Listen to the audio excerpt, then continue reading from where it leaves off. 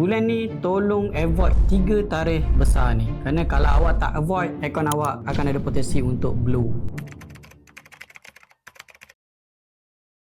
Assalamualaikum semua, selamat datang ke YouTube channel Aizat Arfa. So minggu ni kita akan bincang berkenaan topik Luminous Daily Roadmap ataupun Lunar Roadmap. Dia ada banyak bahasa dia lah. So basically Luminous Daily Roadmap ni dalam dia ada beberapa tarikh penting setiap bulan sepanjang tahun. Tarikh ni awak kena berjaga-jaga. Kalau kemungkinan tarikh-tarikh ni akan berlaku pergerakan yang besar dalam market yang boleh menyebabkan akaun awak mungkin waktu tu trade melawan arah market. Jadi kemungkinan besar yang tak baik akaun tu boleh habis. Jom kita tengok 3 tarikh penting untuk bulan ni yang awak kena berjaga-jaga. Dekat sini ada 3 je untuk bulan ni, bulan Januari 2026. So please, mana-mana yang pakai robot Cat Nova, tolong berhati-hati dekat 3 tarikh penting ni. Jangan awak tinggal je robot tu, awak tak pantau langsung. Kerana kalau let's say lah terjadinya benda yang tak bagus, biasanya robot Cat Nova ni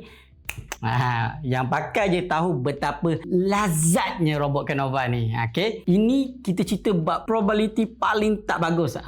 Okay, so 3 tarikh penting ni pastikan berjaga-jaga. So dalam masa yang sama, video kali ni Cat nak update dekat awak berapa income robot Cat Nova untuk Disember 2025 selama sebulan. Nak tengok? Tengok video ni sampai habis. Okay, jom kita melawat robot kita.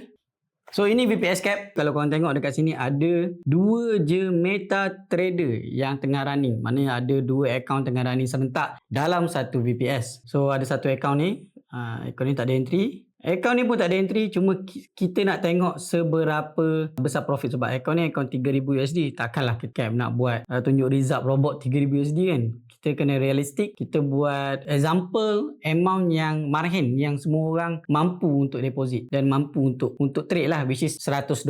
Okay, so ini capital $100 tapi equity dia dah jadi $110.